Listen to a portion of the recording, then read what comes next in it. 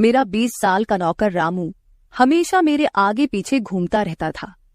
मैंने उसे छोटा समझा था, लेकिन एक दिन उसने मुझसे कहा, मालकिन, मुझे छोटा समझने की गलती मत कीजिए। उस रात जब मैंने उसे देखा तो मैं आश्चर्यचकित हो गई थी, क्योंकि उस रात रामू ने 20 साल के लड़के की तरह नहीं, बल्कि 30 साल के आदमी की तरह मेरा। हेलो दोस्तों, आज की इस अनोखी कहानी में आप सभी का स्वागत है। जब से रामू मेरे पास सोने लगा था, तब से मेरे शरीर में बदलाव आने लगे थे। मुझे लगा था कि रामू छोटा है और उसे कुछ समझ नहीं आता होगा, लेकिन धीरे धीरे उसके असली रंग मुझे दिखने लगे। मैंने कभी सोचा भी नहीं था कि 20 साल का लड़का मेरी तरह की 40 साल की महिला को इतना सुख दे सकता है। रामू 20 साल का था। उसे मैं गांव से अपने घर काम के लिए लाई थी। मेरे घर में सिर्फ मैं और मेरा 1 साल का बेटा था। जब मैं काम पर जाती थी तो रामू मेरे बच्चे की देखभाल करता और वह मेरे घर में ही रहता था। मैं बिना शादी के मां बन गई थी। मेरे प्रेमी ने शादी का झांसा देकर मुझसे प्रेम का खेल खेला। जब मैं गर्भवती हो गई तो मैं उसके घर गई और वहां मैंने देखा कि उसकी शादी हो रही थी। उसने मुझसे प्रेम का नाटक किया और किसी और लड़की से शादी कर ली थी। मेरे पेट में पल रहे बच्चे को मारने का मेरा मन नहीं हुआ, और जब मैंने गर्भपात कराने का सोचा, तब तक समय निकल चुका था। मैं 5 महीने की गर्भवती हो चुकी थी। मेरे माता पिता ने मुझे और मेरे बच्चे को स्वीकारने से इनकार कर दिया। तब मैं अकेली रहने लगी। कई महीने पहले मैं अपने गांव गई थी, अपने दादा के 100वें जन्मदिन के लिए। मेरे दादा ने मुझे जन्मदिन का निमंत्रण भेजा था और इसलिए मैं गांव गई थी। मेरे बेटे को वहां सिर्फ मेरे दादा ने ही प्यार से गोद में लिया था। आरव उनके पास खेल रहा था। तभी ऑफिस से मेरा फोन आया और मैं कुछ देर के लिए फोन पर बात करने के लिए बाहर चली गई। जब मैं वापस आई तो मेरा आरव दादा के पास नहीं, बल्कि घर के एक नौकर के पास था। मैंने देखा कि आरव उस नौकर के पास अच्छे से खेल रहा था। मैंने अपने बच्चे को उस नौकर से लिया और वहां से जाने लगी। तभी उस नौकर ने मुझे रोका। वह कहने लगा, मालकिन, मुझे थोड़ी मदद चाहिए। मुझे पैसे की नहीं बल्कि काम की जरूरत है। उसने अपना परिचय दिया और कहा, मैं रामू हूं। मैं इस घर में गाय भैंस के गौशाले की सफाई का काम करता था, लेकिन अब बड़े साहब गाय भैंस बेचने की बात कर रहे हैं। अगर आपके पास कोई काम हो तो दीजिए। मुझे काम की बहुत जरूरत है। मेरे माता पिता भी मजदूरी करते हैं। मुझे काम की बहुत जरूरत है। तब मैंने कहा, मेरे बच्चे की देखभाल का काम है, लेकिन इसके लिए तुम्हें शहर चलना होगा। इस काम के लिए मैं तुम्हें 5,000 रुपये महीना दूंगी। रामू मेरे साथ शहर आने के लिए तैयार हो गया। आरव उसके साथ अच्छे से रहता था और यह देखकर मैंने रामू को अपने घर लाने का फैसला किया। रामू तब से मेरे घर में ही रहने लगा। उसने कहा कि हर 4 महीने बाद जब थोड़े पैसे जमा हो जाएंगे, तब वह अपने गांव जाएगा। रामू दिन भर मेरे बच्चे की अच्छे से देखभाल करता और घर के कामों में भी मेरी मदद करता। रामू को घर आए 1 महीना हो चुका था और इस 1 महीने में उसने मेरा दिल जीत लिया था। उसकी देखभाल से मेरे बेटे की सेहत भी सुधर गई थी। जो आरव मुझे परेशान करता था, अब वह रामू के हाथों से अच्छे से खाना खाता था। मैंने रामू को एक अलग कमरा दिया था। एक दिन रात में आरव बहुत रोने लगा। किसी भी तरह से वह शांत नहीं हो रहा था। बच्चे के रोने की आवाज सुनकर रामू मेरे कमरे में आया और उसने आरव को मुझसे ले लिया। रामू के पास जाते ही आरव शांत हो गया था। रात बहुत हो चुकी थी। आरव रामू को छोड़ नहीं रहा था, तो मैंने रामू को अपने कमरे में ही सोने के लिए कह दिया। सुबह जब मैं उठी तो आरव रामू से लिपटकर सो रहा था। उस रात के बाद से रामू आरव के लिए मेरे कमरे में सोने लगा। रामू के आने के बाद सब कुछ अच्छे से चल रहा था। रामू के काम से खुश होकर छुट्टी के दिन मैं उसे मॉल लेकर गई। वहां मैंने उसके लिए अच्छे कपड़े खरीदे और सैलून में जाकर उसकी नई हेयर स्टाइल बनवाई। रामू देखने में अच्छा था, लेकिन वह एकदम साधारण तरीके से रहता था। उस दिन मैंने उसका पूरा लुक ही बदल दिया था। उसे नए अंदाज में देखकर मैं भी उस पर विश्वास नहीं कर पा रही थी। कल तक जो एक साधारण सा नौकर था, वह इतना हैंडसम और स्मार्ट दिख सकता है, इसकी मैंने कल्पना भी नहीं की थी। मॉल से हम घर आए तो आरव आते ही सो गया था। मैंने उसे कमरे में बिस्तर पर सुला दिया और पानी पीने के लिए बाहर जाने लगी। तभी रामू मेरे लिए पानी लेकर आया। पानी पीकर मैंने गिलास रखा और रामू मुझे तब से ही एकटक देख रहा था। जैसे ही मैंने गिलास रखा उसने मुझे गले लगा लिया। कई सालों बाद किसी पुरुष ने मुझे गले लगाया था। मैंने उसे खुद से दूर किया। तब रामू ने कहा, मालकिन, आपकी वजह से आज पहली बार मैंने खुद से प्यार करना सीखा है। जिंदगी बहुत खूबसूरत है, बस इसे जीना आना चाहिए। आज आपने मेरा कायाकल्प करवा कर मुझ पर बहुत बड़ा उपकार किया है। मैं सच में बहुत अच्छा दिख रहा हूँ। रामू के चेहरे पर खुशी देखकर मैं भी खुश थी। अगले दिन से वह बहुत स्वच्छ और सलीके से रहने लगा था। वह 20 साल का था, लेकिन गांव का लड़का होने के कारण उसकी कद काठी अच्छी थी। वह घर में भी रोजाना कसरत करता था। उसकी लंबाई भी ठीक ठाक थी। मैंने उससे उसकी पढ़ाई के बारे में पूछा था, लेकिन उसने कहा कि अब उसका पढ़ाई से मन उठ गया है। हर सुबह ऑफिस जाने से पहले मैं अपने बच्चे को दुलार कर ऑफिस के लिए निकलती थी। आज जब मैं ऑफिस के लिए निकलने से पहले आरव को चूमने गई, तब वह रामू की गोद में था। अचानक आरव ने अपनी गर्दन घुमाई और मेरे होंठ रामू के गाल पर जा लगे। मुझे बहुत शर्मिंदगी महसूस हुई। मैंने उससे माफी मांगी और ऑफिस के लिए निकल गई। शाम को जब मैं घर आई, तब भी मैं रामू की आंखों में नजर नहीं मिला पा रही थी। रामू ने आरव को खाना खिलाकर सुला दिया था।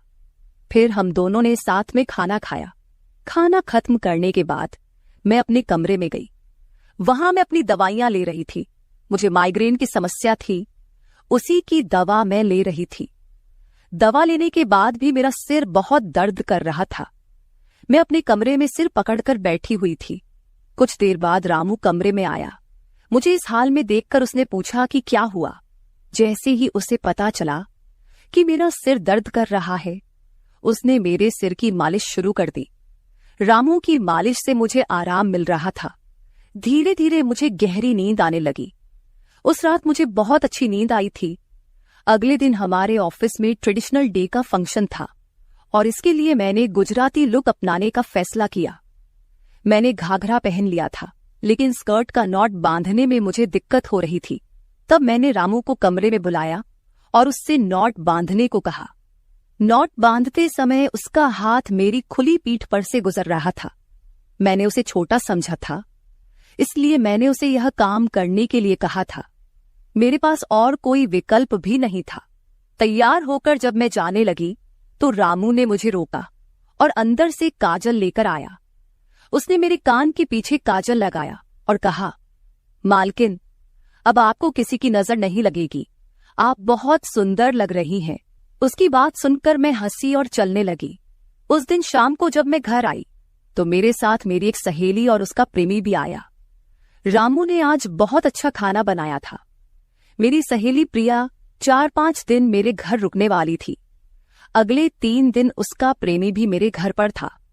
अगले दिन रात को रामू ने खाना बनाया और प्रिया और उसके प्रेमी को खाने के लिए बुलाया, लेकिन वे दोनों कमरे में ही ड्रिंक कर रहे थे।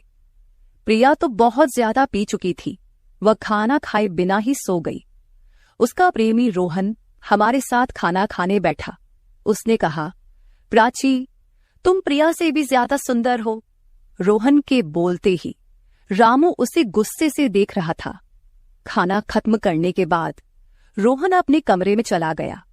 उसके जाते ही रामू मुझसे कहने लगा, मालकिन, आपके ये कैसे दोस्त हैं? मुझे उस आदमी की बात बिल्कुल भी अच्छी नहीं लगी। तब मैंने रामू से कहा, मैं तुझे घर के सदस्य की तरह मानती हूँ। इसका यह मतलब नहीं कि तू मेरे मेहमानों से कुछ भी कहे।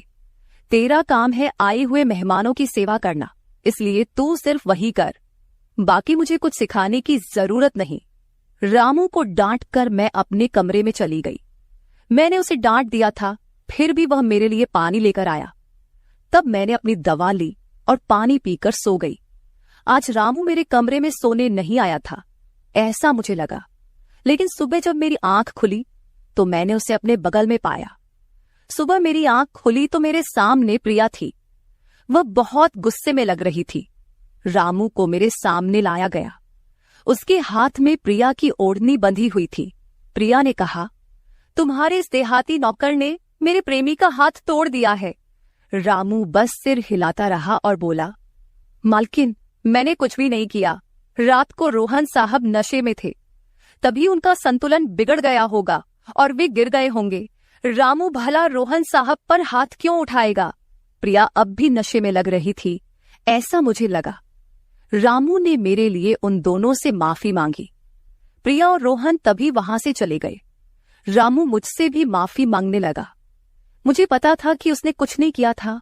आज मैंने छुट्टी ली थी क्योंकि कई दिनों से मैं बहुत व्यस्त थी। आज सोचा कि खुद के लिए थोड़ा समय निकालूं। नाश्ता करने के बाद मैं फिर से 1 घंटे के लिए सो गई। आरव भी मेरे साथ सो गया था। उठने के बाद मुझे 1 कप चाय की जरूरत महसूस हुई। मैं रामू को चाय बनाने के लिए पुकार रही थी, लेकिन उसकी तरफ से कोई जवाब नहीं आ रहा था। उसे ढूंढते ढूंढते मैं उसके कमरे में गई। वहां जाकर देखा कि रामू अभी अभी नहाकर बाथरूम से बाहर आया था। उसने शर्ट नहीं पहनी थी। मैंने पहली बार उसे इस तरह देखा। रामू का शरीर बेहद मजबूत था। उसका शरीर किसी योद्धा की तरह दिख रहा था। मैं उसे टकटकी लगाकर देख रही थी। मुझे उस वक्त कोई होश नहीं था। कई सालों बाद मैं किसी जवान पुरुष को इस तरह बिना कपड़ों के देख रही थी। मैं उसे टकटकी लगाए देख रही थी। तभी रामू ने मुझे आवाज दी। वह मेरे सामने शर्ट पहनकर खड़ा था, फिर भी मैं अपनी सुध-बुध खोए उसे देख रही थी। उसने मेरी आंखों के सामने चुटकी बजाई।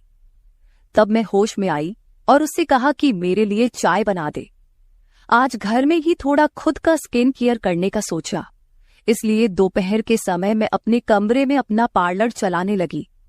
उस समय मैंने शॉर्ट्स और गाउन पहन रखा था और मैं अपने पैरों का वैक्सिंग कर रही थी। वैक्सिंग करते समय गलती से मैंने थोड़ा ज्यादा गर्म वैक्स अपने पैर पर लगा लिया, जिससे जलन हुई और मेरे मुंह से तेज आवाज निकल गई। मेरी आवाज सुनकर रामू दौड़ता हुआ मेरे कमरे में आया। उसने मेरे जले हुए पैर को देखा। उसने मेरे पैर से गर्म वैक्स हटाया और वहां क्रीम लगा दी। उसके हाथ बार बार मेरे पैर पर अनजाने में फिर रहे थे और उस वक्त मेरे मन में जो भावनाएं उत्पन्न हो रही थीं, उन्हें व्यक्त करना मेरे लिए मुश्किल हो रहा था। रामू की नजर मुझ पर पड़ते ही मैं दर्द से कराह उठी। मुझे इस हालत में देखकर उसने कहा, बाई साहब, अब आप बस आराम से लेट जाइए। आपको जो भी करना है मुझे बताइए, मैं आपकी मदद कर दूंगा। मैंने उसे मेरे दूसरे पैर का वैक्सिंग करने को कहा। रामू ने जैसा मैंने बताया वैसा ही किया। उसने मेरे चेहरे की मसाज भी कर दी। उसके स्पर्श से मुझे बहुत आराम मिला। आज का छुट्टी का दिन मेरे लिए आरामदायक बीता। रामू में हर गुण भरा हुआ था। वह किसी भी काम में पीछे नहीं था।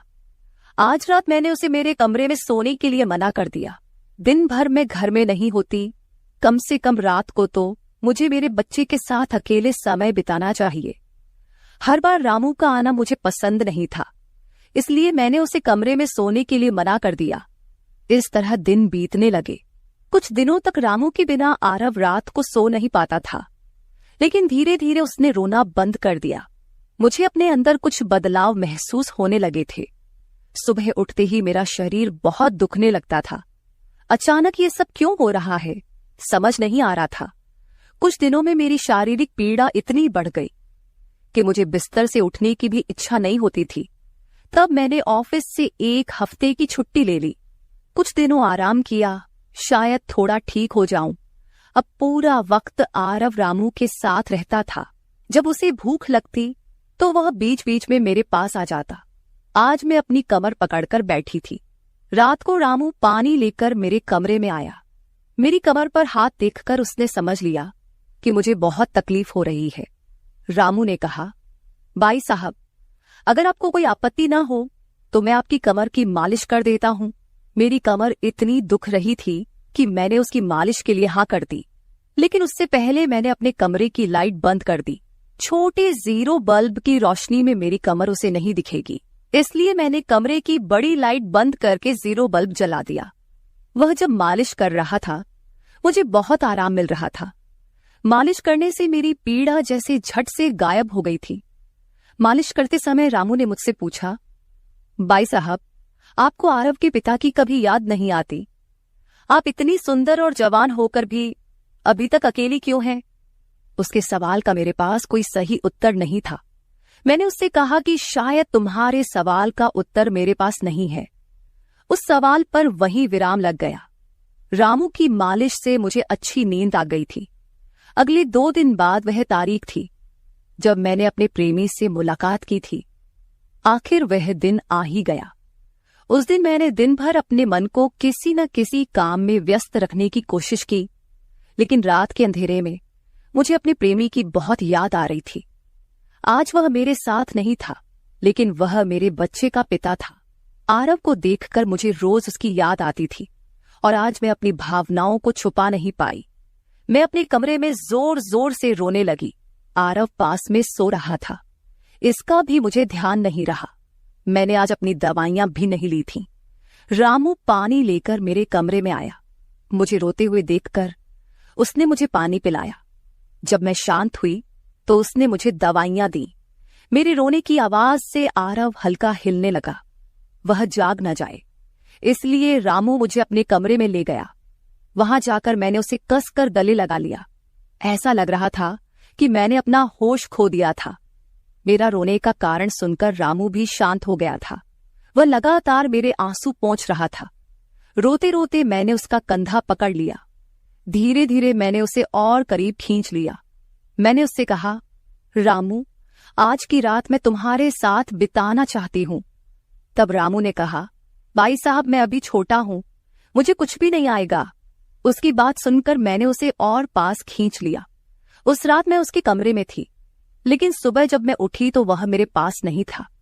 उसकी शर्ट वहीं पड़ी हुई थी। जब मैं बाहर गई तो मैंने देखा कि रामू मेरे बच्चे को दूध और बिस्किट खिला रहा था। मुझे आरव का ख्याल नहीं आया था, लेकिन रामू ने नहीं भुलाया। उसने हम दोनों माँ बेटे को खुश कर दिया था। रात की थकान के बाद मैं सुबह देर से उठी थी। दिन भर रामू ने मुझसे नजरें नहीं मिलाई। आज प्रिया मुझसे मिलने घर आई थी। वह रामू की तरफ देख भी नहीं रही थी। रामू ने उसे पानी दिया और कमरे से बाहर चला गया।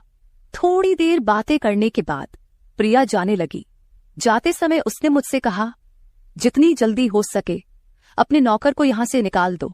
वह दिखने में जितना मासूम लगता है उतना है नहीं। उसकी बात का मैंने खास ध्यान नहीं दिया। रोज की तरह रात को खाना खाने के बाद रामू ने मुझे पानी का गिलास मेरे कमरे में लाकर दिया और उसने आरव को भी सुला दिया था। आरव आज बाहर हॉल में झूले में सो रहा था। रामू उसकी देखभाल कर रहा था। मैंने अपने कमरे की लाइट बंद कर दी और सो गई। कुछ समय बाद मुझे आरव की आवाज सुनाई दी। उसकी आवाज से मेरी नींद खुली। मैं उठने वाली थी कि तभी उसकी रोने की आवाज बंद हो गई। कुछ समय बाद मुझे अपने कमरे का दरवाजा खुलने की आवाज सुनाई दी। मैं चुपचाप सब देख रही थी। रामू मेरे कमरे में आया था। उसने मेरे पास आकर यह देखने की कोशिश की कि मैं सो रही हूं या नहीं, और फिर उसने मेरा मोबाइल उठाया। उसकी वह खोजबीन देखकर मैंने जल्दी से कमरे की लाइट ऑन कर दी। मुझे जागता हुआ देखकर वह चौंक गया। मैंने उसके हाथ से अपना मोबाइल छीन लिया। मैंने उससे कहा, रामू, ये सब क्या चल रहा है? तुम इस वक्त यहां क्या कर रहे हो? वह कुछ नहीं कहकर वहां से जाने लगा, लेकिन मैंने उसे इतनी आसानी से छोड़ने का इरादा नहीं किया था। मैंने उसे उसका वीडियो दिखाया जिसमें वह प्रिया के बॉयफ्रेंड पर हाथ उठा रहा था। उस दिन रोहन के मोबाइल का कैमरा गलती से चालू रह गया था और उसमें उनकी हाथापाई रिकॉर्ड हो गई थी। सुबह जब प्रिया मुझसे मिलने आई थी तब उसने मुझे वह वीडियो दिखाया था और तब से मैं रामू पर नजर रख रही थी। रामू, तुमने झूठ क्यों बोला? तुमने रोहन पर हाथ क्यों उठाया? तब उसने कहा, जो भी आप पर बुरी नजर डालेगा उसके साथ मैं यही करूंगा। मालकिन, उस रात जब रोहन नशे में था वो आपके कमरे में आया था। वो आपके साथ कुछ गलत करने की कोशिश कर रहा था और इसलिए मैंने उस पर हाथ उठाया। रामू की बात सुनकर मैंने कहा, ठीक है, मैं तुम्हारी बात मानती हूं, लेकिन तुम मुझे नींद की दवा क्यों दे रहे थे? आज मैंने तुम्हें मेरे पानी में दवा मिलाते हुए देखा है। तुम्हारी नजर मुझ पर थी और तुम जो चाहते थे वह मैंने तुम्हें दे दिया है। अब अपना हिसाब करो और गांव निकलो। मेरी बात सुनकर रामू बोला, मालकिन, आप जैसा सोच रही हैं वैसा कुछ भी नहीं हुआ है। कल रात मैंने आपके साथ कुछ भी गलत नहीं किया। मैंने आपके पानी में नींद की दवा मिलाई थी, जिससे आप मेरे पास आते ही सो गई थीं, और मुझे आपके साथ कुछ भी गलत नहीं करना था। कुछ दिन पहले मैंने आपको रात में फोन पर बात करते हुए देखा था। मैंने आपकी बातें सुनी थी। आप फिर से अपने उस प्रेमी से मिलने की तैयारी कर रही थी। आपकी मुलाकात आपके ही घर में तय हुई थी। मुझे यह सब पता था। आप उससे ना मिले, इसलिए मैं आपको रात में नींद की दवा दे रहा था। वह व्यक्ति अब भी आपको धोखा दे रहा है। वह आपसे झूठ बोल रहा है। वह आपके बच्चे को आपसे छीनने के लिए आपके करीब आ रहा है। उसकी पत्नी को बच्चा नहीं हो सकता, इसलिए वह आपके पास आ रहा है। उसने अपनी पत्नी को तलाक नहीं दिया है। वह आपसे झूठ बोल रहा है। रामू, तुम हो कौन? तुम्हें यह सारी जानकारी कैसे मिली? तब उसने कहा, आपके बाबा साहेब ने मुझे आपका फोटो दिखाया था। मुझे आप पहली नजर में ही अच्छी लगी थी, लेकिन बाबा साहेब ने यह भी कहा था कि आप शादी के खिलाफ हैं। तब मैंने उनके साथ मिलकर यह प्लान बनाया। आपके दिल में अपनी जगह बनाने के लिए मैं यहां आया था, लेकिन यहां आने के बाद मैंने देखा कि बहुत से लोग आप पर बुरी नजर रखते हैं, इसलिए मैंने आपकी सुरक्षा करनी शुरू कर दी। रामू 20 साल का नहीं था। मेरा पहला शक सही निकला। वह 30 साल का था और एक अच्छी नौकरी पर था। उसने मेरे प्यार के लिए इतनी मेहनत की थी। रामू ने मेरे प्रेमी के बारे में जो भी कहा था वह सब सच था। रामू ने मेरे प्रेमी की सारी जानकारी सही निकाली थी। रामू जैसा ईमानदार पति और मेरे बच्चे का पिता मिलना मेरे लिए बहुत बड़ी बात थी। मैं अपने प्रेमी के धोखे के जाल में फंसने से बच गई थी। आज मैं विक्रांत उर्फ रामू के साथ बहुत खुश हूं। वह मुझसे और मेरे बच्चे से बहुत प्यार करता है। मेरे बाबा साहेब की वजह से आज मेरा परिवार शुरू हुआ। मुझे रामू जैसा पति मिला, यह मेरा सौभाग्य था। दोस्तों, जो आपसे सच्चा प्यार करता है वह किसी भी कठिनाई में आपका साथ नहीं छोड़ता। रिश्ते निभाने वाले को किसी वजह की जरूरत नहीं होती, और रिश्ते तोड़ने वालों के लिए एक बहाना भी काफी होता है। तो दोस्तों, ये थी हमारी आज की छोटी सी कहानी। आपको ये कहानी कैसी लगी कमेंट करके जरूर बताएं। अगर आप ऐसी ही और भी इंटरेस्टिंग कहानियां सुनना चाहते हो तो चैनल को सब्सक्राइब जरूर कर ले और बेल नोटिफिकेशन ऑन कर ले, ताकि आपको मेरी आने वाली हर वीडियो समय सिर मिल सके। कल मिलेंगे एक और वीडियो के साथ।